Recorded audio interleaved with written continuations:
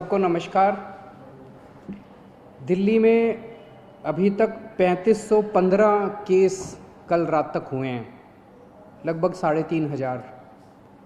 इनमें से 1100 लोग ठीक होकर अपने घर चले गए हैं। 59 लोगों की मौत हो गई और 2362 अभी एक्टिव हैं। एक तरह से अगर इसको देखा जाए 3500 केस हुए हैं तो एक मन में ये आता है कि दिल्ली के अंदर केस बड़ी तेज़ी से बढ़ रहे हैं। लेकिन दिल्ली में हमने निर्णय लिया कि हम टेस्ट खूब कराएंगे ताकि पता चल जाए कि कौन संक्रमित है, कौन इन्फेक्टेड है, और जो इन्फेक्टेड है उसका फिर इलाज कराया जा सके, उसको फिर अलग किया जा सके ताकि वो और लोगों को ना फैलाए। हम दिल्ली में खूब टेस्ट करा रहे हैं, जम के टेस्ट करा रहे हैं। आज दिल्ली के अंदर हर 10 लाख की पॉपुलेशन पे लगभग 2300 टेस्ट हो रहे हैं। अंग्रेजी में कहते हैं पर मिलियन पॉपुलेशन। पर मिलियन पॉपुलेशन पे 2300 टेस्ट हो रहे हैं, जबकि पूरे देश का एवरेज जो आंकड़ा है वो है लगभग 500 के करीब का। तो पूरे देश में 500 के करीब टेस्ट हो रहे हैं, जिसके अगेंस्ट में 2300 टेस्ट दिल्ली के अंदर हो रहे हैं। इस वजह से दिल्ली में केसेस की संख्या ऐसे लगता है जैसे काफ़ी बढ़ती जा रही है। लेकिन एक पॉजिटिव इसका ये है कि हमारे लोग इन्फेक्ट होके ठीक होके जा रहे हैं।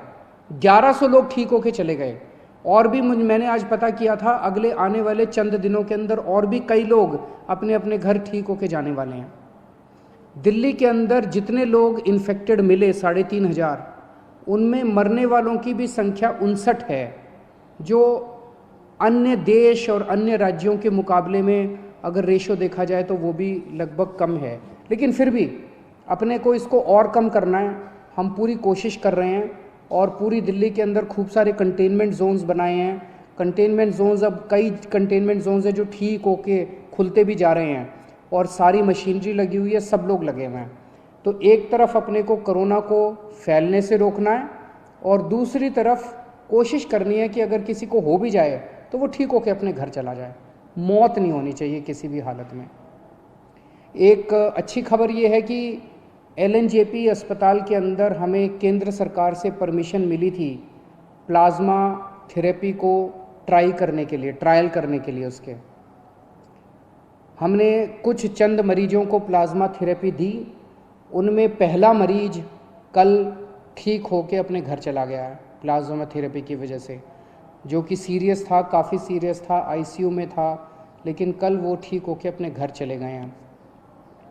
तो हमें इनिशियल नतीजे प्लाज्मा थेरेपी के अच्छे मिल रहे हैं। अभी कुछ दिन पहले केंद्र सरकार की तरफ से कुछ बयान आए थे, जिसकी वजह से कन्फ्यूजन ये हुआ, कई लोगों के मेरे पास फ़ोन आए कि जी क्या आप प्लाज्मा थेरेपी बंद कर रहे हो। केंद्र सरकार ने केवल इतना कहा था कि जिन लोगों को केंद्र सरकार से अप्रूवल है वही लोग प्लाज्मा थेरेपी के ट्रायल करें, दूसरे लोग ना करें। प्लाज्मा थेरेपी के अभी नतीजे फाइनल नहीं हुए हैं, अभी ट्रायल चल रहे हैं, यही केंद्र सरकार ने कहा था और वो हम भी मानते हैं कि अभी हम लोग भी ट्रायल कर रहे हैं। एलएनजेपी अस्पताल के अंदर जो सीरियस मरीज हैं उनके ऊपर हम ट्रायल कर रहे हैं, ट्राई करके देख रहे हैं कि भाई इसके नतीजे कैसे आते हैं। जैसे जैसे जो नतीजे आ रहे हैं मैं आपके सामने रख देता हूँ। शुरुआती नतीजे अच्छे आए हैं, लेकिन उम्मीद करते हैं कि आगे भी अच्छे नतीजे आएंगे ताकि अपने को एक समाधान मिल सकेगा। तो कुछ लोगों ने कहा कि क्या आप बंद कर रहे हैं? नहीं, दिल्ली के अंदर प्लाज्मा थेरेपी के ट्रायल पूरी ज़ोर शोर से चल रहे हैं और जैसे जैसे जो नतीजे आएंगे मैं आपको बताता जाऊंगा। मुझे बेहद खुशी है, 1100 के करीब लोग जो दिल्ली में ठीक हो गए उनसे हम लोग संपर्क कर रहे हैं और सभी लोग लगभग अपना प्लाज्मा डोनेट करने को तैयार हैं। सबको ये लगता है कि यार मैं बच गया, अब मेरे प्लाज्मा की वजह से अगर कोई और बचता हो तो बहुत अच्छी बात है। तो मैं सब लोगों का, जो लोग प्लाज्मा के लिए डोनेट कर रहे, अपना प्लाज्मा डोनेट कर रहे हैं, जो रिकवर हो गए, उन सब का तहे दिल से शुक्रिया अदा करना चाहता हूं कि वो दूसरों की ज़िंदगी बचाने के लिए अपना प्लाज्मा डोनेट कर रहे हैं। इस वक्त सबसे बड़ी मार गरीबों को लगी है।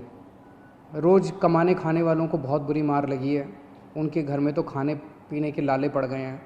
तो अपनी तरफ से हम पूरी कोशिश कर रहे हैं। हमने इस महीने हम राशन दुगना दे रहे हैं मुफ्त में।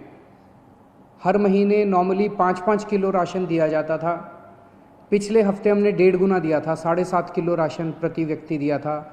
इस महीने हम लोग 10 किलो राशन प्रति व्यक्ति दे रहे हैं, ताकि आपका घर चलता रहे, आपका खाना चलता रहे, आपके घर में खाने की दिक्कत ना हो।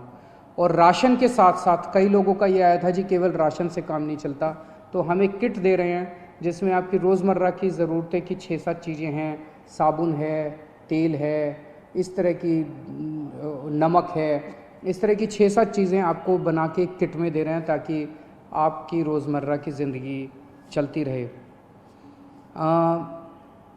कोटा के अंदर हमारे दिल्ली के कुछ बच्चे जो IIT की तैयारी करने के लिए गए थे वो फंसे हुए थे। उनके कई मैसेजेस आते थे मेरे पास पिछले कुछ दिनों से कि जी हमें वापस बुलाओ। मेरे हाथ बंधे हुए थे क्योंकि केंद्र सरकार की मंजूरी के बिना हम कोई एक्शन नहीं लेना चाहते थे। परसों केंद्र सरकार ने मंजूरी दे दी है। आज दिल्ली से लगभग 40 बसें कोटा जा रही हैं और मुझे उम्मीद है कि शायद कल ये बसें उन बच्चों को लेकर वापस आ जाएंगी। और मुझे खुशी है कि वो बच्चे अब अपने माँ बाप से मिल पाएंगे। मैं उनको यही कहना चाहता हूँ कि आने के बाद 14 दिन तक अपने घर में सेल्फ़ क्वारंटाइन करना है ताकि दूसरों को ना फैले, आपके घर के लोगों को भी ना फैले और दूसरे लोगों को भी ना फैले। मेरे पास कई लोगों के फ़ोन आ रहे हैं, कई लोगों के मैसेजेस आ रहे हैं कि जी यूपी के, बिहार के, झारखंड के जो लोग अपने अपने घर जाना चाहते हैं उनका क्या। तो सभी सरकारों के साथ बातचीत चल रही है।